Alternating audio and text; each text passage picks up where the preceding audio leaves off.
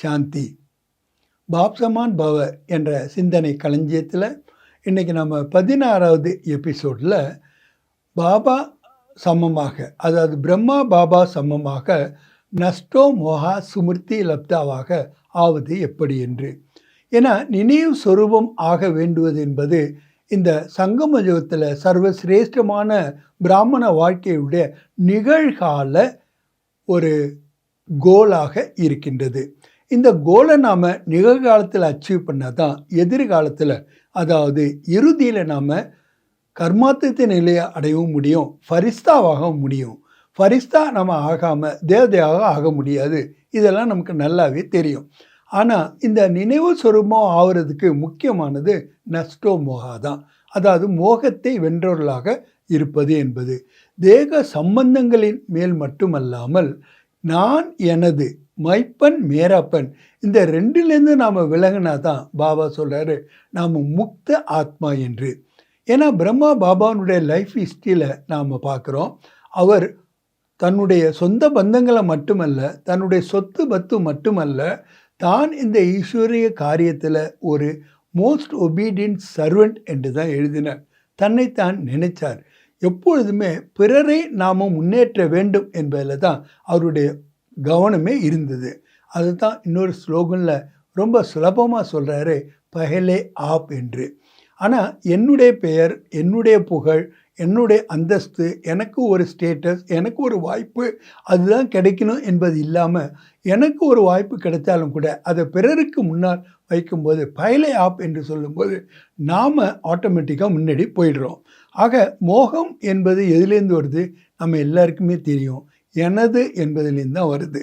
ஆக என்னுடைய செயல் அல்ல, செய்பவர் செய்விப்பவர் பாபா என்று முழுமையாக நாம் ஈடுபடும் போது அந்த சேவையில் கூட நம்ம களைப்பும் அடைகிறதில்ல, எந்த ஒரு தடையும் நம்ம ஃபேஸ் பண்ணுறதே இல்லை.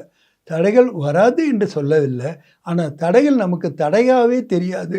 அது நம்மளை முன்னேற்றுகின்ற ஒரு படிக்கல்லாகவே அனுபவம் ஆகின்றது.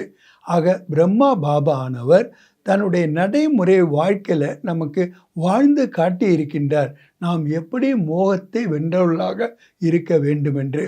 நம்முடைய குழந்தைகள், நமக்காக இருப்பவர்கள், நம்மளுடைய காரியத்தில் உதவியாளராக இருக்கின்றார்கள் என்பது அனைத்தும் அறிந்தும் கூட எல்லையற்ற அன்பை அவர்கள் பரிபாலனை கொடுக்கும் பொழுதும் கூட என்னுடையவர்கள் என்ற அந்த ஃபீலிங், அந்த பிலாங்கிங்னஸ் நம்ம அனைவருக்கும் கொடுத்தாலும் கூட அதே நேரத்தில் விடுபட்ட நிலையில் எந்த அளவுக்கு நாம் விடுபட்டவர்களாக இருக்கின்றோமோ அந்த அளவுக்கு தான் நம்ம அன்பானவர்களாக இருக்க முடியும் என்பதை அவருடைய நடைமுறை வாழ்க்கையில் காட்டினார். ஆக தாதி ஜானகி அவர்கள் கூறிய மாதிரி ஓம் சாந்தி என்பதற்கான 3 பொருளில் நான் யார், என்னுடையவர் யார், 3வது இப்பொழுது என்ன செய்ய வேண்டும் என்பதற்கு இணங்க நாம் தேவதைகளாக, அதாவது சர்வகுண சம்பன்னமான தேவதைகளாக ஆக வேண்டும் என்றால் இப்பொழுது நாம் பிரம்மா பாபாவுக்கு சமமாக, சம்பன்னமாக, சம்பூர்ணமாக ஆக வேண்டும். அப்போ தான் அவருடைய சமீப அருகாமையில் நாம் இருக்க முடியும். இப்போ நாம் எந்த அளவுக்கு அவருடைய அருகாமையில் இருக்கமோ அந்த அளவுக்கு தான் சத்தியுகத்தினுடைய ஆரம்பத்திலேருந்து கடைசி வரைக்கும் கூட நாம் அவர் கூட ராயல் ஃபேமிலியில் நம்மளால் வர முடியும். அதனால தான் பாபா சொல்கிறார், நிகழ்காலத்தினுடைய மகத்துவத்தை நீங்கள் தெரிஞ்சால் தான் மகான் ஆத்மாக்களாக ஆக முடியும். ஆக மோகத்தை வென்றவர்கள் என்றால் தேக பந்தனங்களை மட்டுமல்ல, என்னுடைய வசதி வாய்ப்புகளை மட்டுமல்ல, அதற்கும் மேலாக நான் மற்றும் எனது என்பதிலிருந்தும் நாம் விடுபட்டவர்களாக இருக்க வேண்டும். அதனால தான் பாபா சொல்கிறாங்க, நாம் எப்போதுமே ட்ரஸ்டியாக இருக்கிறோம் அப்படின்னா என்னுடைய திங்கிங் கூட எனது என்று நாம் நினைக்காத அளவுக்கு இருக்கணும். தாதி பிரகாஷ்மணியினுடைய வார்த்தையில் அடிக்கடி சொல்லுவாங்க, தாதிக்கு இப்படி ஒரு சங்கல்பம் வருகிறது என்று. நான் நினைப்பேன், இவங்க சிங்குலரில் பேசுகிறதுக்கு பதிலாக, அதாவது ஃபஸ்ட்டு பர்சன் ஐங்கிறதுல பேசுகிறதுக்கு பதிலாக 3rd பர்சன் வேற யாரோ மாதிரி எப்படி தவறாக அவர்கள் உச்சரிக்கின்றார்களோ என்று நினைப்பேன். ஆனால் அதனுடைய தாரணை என்னவென்றால், நான் நினைக்கிறேன் என்று கூறுவதற்கு பதிலாக தாதி நினைக்கின்றார்கள் என்று கூறும் பொழுது அந்த சமர்ப்பண புத்தி என்பது இருக்கின்றது. ஆக நாம் உடலை சமர்ப்பணம் பண்ணாலும் கூட, நம்மளுடைய உணர்வுகளை சமர்ப்பணம் பண்ணாலும் கூட, அதை விட உயர்ந்ததாக நம்மளுடைய புத்தியை கண்டுபிடிக்கும் மற்றும் நிர்ணயிக்கும் சக்தியை கூட நாம் சமர்ப்பணம் செய்வதின் மூலமாகத்தான் நாம் பாப் சமமாக ஆக முடிகின்றது. அதனால் நாம் வெறுமனே அவருக்கு ஃபாலோவராக இல்லாமல் ஒரு எக்ஸாம்பிளாக எடுத்துக்காட்டாக இருக்க வேண்டும்.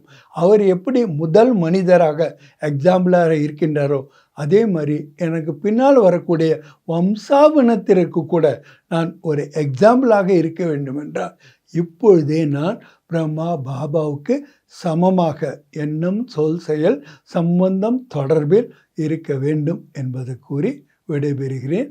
நன்றி, வணக்கம்.